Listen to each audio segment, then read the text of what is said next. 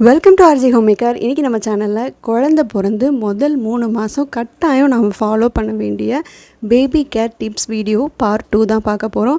ஏற்கனவே அப்லோட் பண்ண part 1 video link description card அப்புறம் என் ஸ்க்ரீனில் கொடுக்குறேன்.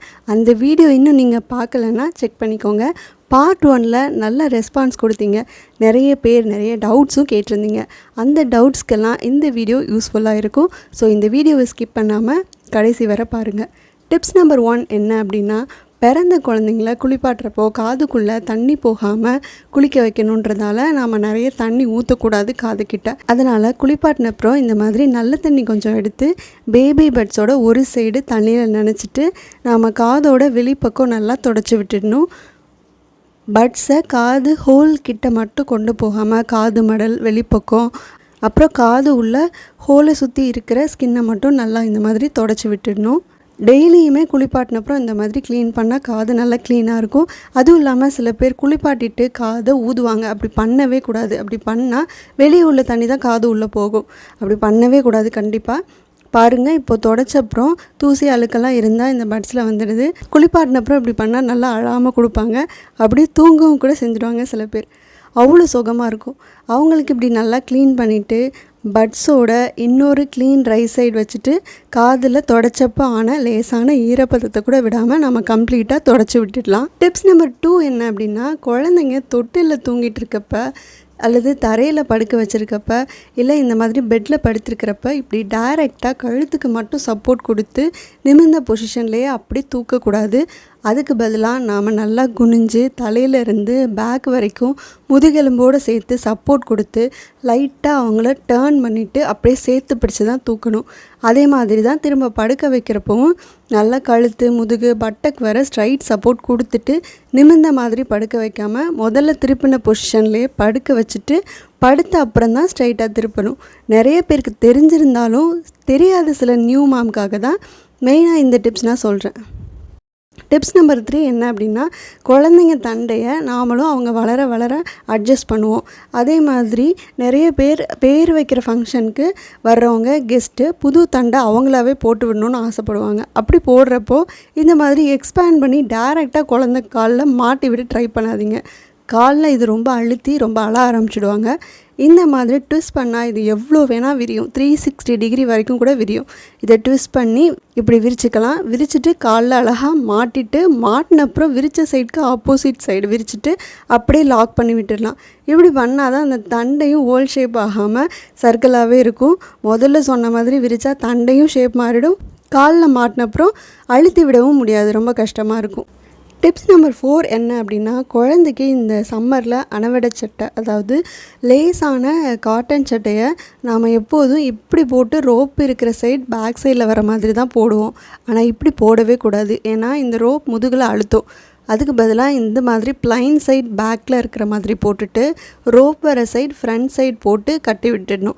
இந்த ரோப் சின்னதாக இருந்தால் கூட முடிச்சு போட்டுடுறப்ப குழந்தையோட டெலிகேட் ஸ்கின்னில் இது தொட்டிலில் படுத்தாலும் சரி இல்லை பெட்டில் படுக்க போட்டாலும் சரி ரொம்ப அழுத்தும்.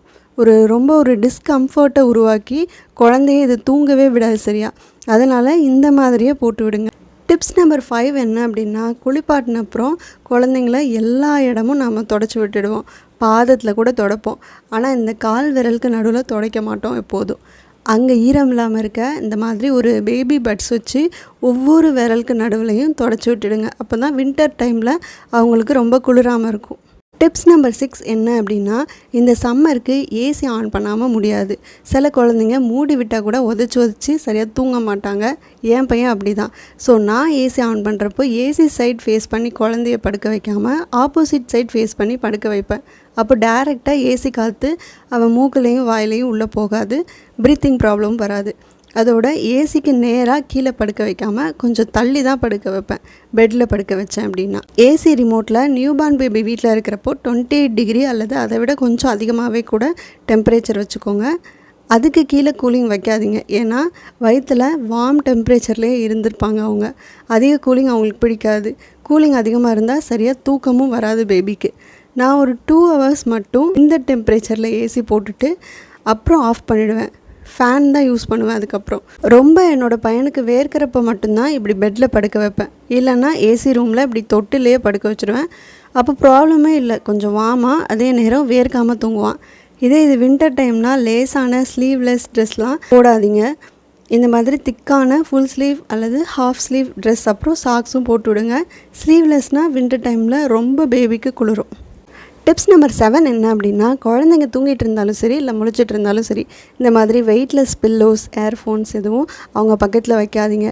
ஏன்னா அவங்க ஆக்டிவாக இருக்கிறப்போ இதை தெரியாமல் ஃபேஸில் இழுத்து சம்டைம்ஸ் ஃபேஸை மூடிடுவாங்க.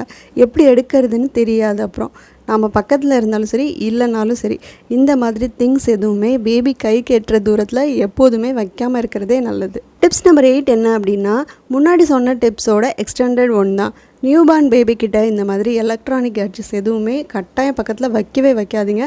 இது எல்லாருக்கும் தெரிஞ்ச விஷயம், எப்போதும் சொல்கிற விஷயம்னா கூட இதோட இம்பேக்ட் ரொம்ப பெருசுன்றதால இந்த டிப்ஸில் ஜஸ்ட்டு ரிமைண்ட் பண்ணணும்னு எனக்கு தோணுச்சு, அவ்வளோதான். டிப்ஸ் நம்பர் 9 என்ன அப்படின்னா, குழந்தைய மடியில் வச்சுட்டு அல்லது ஃபீட் பண்ணிக்கிட்டே ஃபோன் பேசுகிறது இல்லை ஃபோனில் ஆன்லைன் வீடியோஸ் பார்க்குறது ரொம்ப தப்பு. குழந்தைய அது ரொம்ப அஃபெக்ட் பண்ணணுன்னு எல்லாருக்குமே தெரியும். இன்றைக்கி நிறைய ஃபீடிங் மதர்ஸ் டைம் பாஸ்க்காக இதை பண்ணுறாங்க. அதனால் ஆஸ் அ நியூ மாம் இது எல்லாருக்குமே தெரிஞ்ச விஷயம்னா கூட என்னோட இந்த பேபி கேர் வீடியோஸை நிறைய பேர் பார்க்குறதால பாதி பேருக்காவது ரீச் ஆகட்டுன்றதுக்காக மட்டும்தான் இந்த பேபி கேர் டிப்ஸ் வீடியோவில் இதை நான் சொல்கிறேன். எனக்கு டெலிவரி ஆன ஹாஸ்பிட்டலில் ஸ்ட்ரிக்டாக ஹாஸ்பிட்டலில் இருக்கிற வரை என்னை ஃபோன் வச்சுக்க அலோவ் பண்ணவே இல்லை. உங்களுக்கும் டெலிவரி ஆன ஹாஸ்பிட்டலில் இந்த மாதிரி சொல்லியிருந்தீங்கன்னா கமெண்ட்டில் சொல்லுங்கள். இன்னும் நிறைய பேருக்கு இது ரீச் ஆகணுன்றதுக்காக மட்டும்தான் கமெண்ட் பண்ண சொல்கிறேன். டிப்ஸ் நம்பர் 9 என்ன அப்படின்னா, இதையும் மீறி நீங்கள் கண்டிப்பாக ஃபோன் பக்கத்துலேயே தான் வச்சுப்பீங்க அப்படின்னா ஃபோனில் இந்த மாதிரி ஸ்வைப் பண்ணிக்கோங்க. மேலே உள்ள ஆப்ஷனில் ஏரோப்ளேன் மோட் அல்லது ஃப்ளைட் மோடில் வச்சுடுங்க. இப்படி வச்சா ஃபோனில் நெட்வொர்க் சிக்னல் கிடைக்காது, கால் மெசேஜஸ் எதுவும் வராது.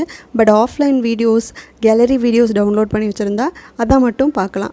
நைட்டு டைம் பார்க்க மட்டும்தான் மொபைலை பக்கத்தில் வச்சு படுத்துருப்பீங்கன்னா ஃபோனை இந்த மோடில் போட்டுட்டு தயவு செஞ்சு பக்கத்தில் வச்சுக்கோங்க. முடிஞ்ச அளவு ஃபோனை நைட் டைம் தூரமாக வச்சுட்டே படுத்து தூங்குங்க.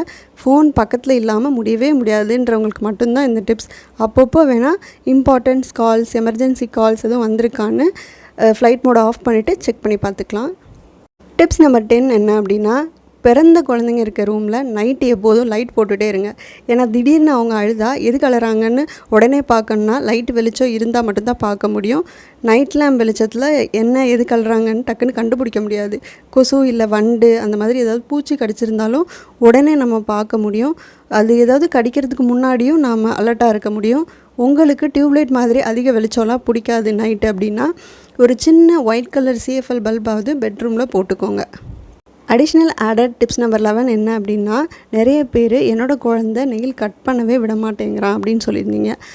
அப்புறம் நெயில் ட்ரிம்மர் யூஸ் பண்ணலாமான்னு கேட்டிருந்தீங்க. நெயில் ட்ரிம்மர் ஃபஸ்ட்டு நீங்கள் யூஸ் பண்ணுறீங்க அப்படின்னா உங்களுக்கு ஃபஸ்ட்டு உங்கள் நெயில்ஸில் கட் பண்ணி ப்ராக்டிஸ் பண்ணிவிட்டு ஸ்கில்ட் ஆனப்புறம் பேபிக்கு ட்ரை பண்ணுங்கள். அப்படி இல்லைன்னா ஆன்லைனில் இந்த மாதிரி மேக்னிஃபைங் லென்ஸ் வச்சு நெயில் கட்டர் கிடைக்குது. இதை வச்சு பண்ணுறப்போ பேபி ஸ்கின்னில் கொஞ்சம் கூட படாமல் அழகாக கட் பண்ணிடலாம். இதை ட்ரை பண்ணி பாருங்கள். இந்த வீடியோ உங்களுக்கு பிடிச்சிருந்தா ஒரு சின்ன லைக் கொடுத்து உங்கள் யூடியூப் லைப்ரரியில் ஆட் பண்ணிக்கோங்க. அப்போ இந்த வீடியோ நீங்கள் மறுபடியும் எப்போ பார்க்கணுனாலும் உங்கள் யூடியூப் லைப்ரரியில் போய்ட்டு லைக் வீடியோஸில் போய் ஈஸியாக பார்த்துக்கலாம். இந்த மாதிரி இன்னும் நிறைய டிப்ஸ் வீடியோஸ்க்காக ஆர்ஜே ஹோம் மேக்கர் சேனலுக்கு சப்ஸ்கிரைப் பண்ணிக்கோங்க. கூடவே பக்கத்தில் இருக்கிற பெல் ஐக்கானையும் கிளிக் பண்ணிக்கோங்க. அப்போ தான் நான் அடுத்தடுத்து போஸ்ட் பண்ணுற வீடியோஸ் உங்களுக்கு உடனுக்குடனே வந்து சேரும். தேங்க்யூ.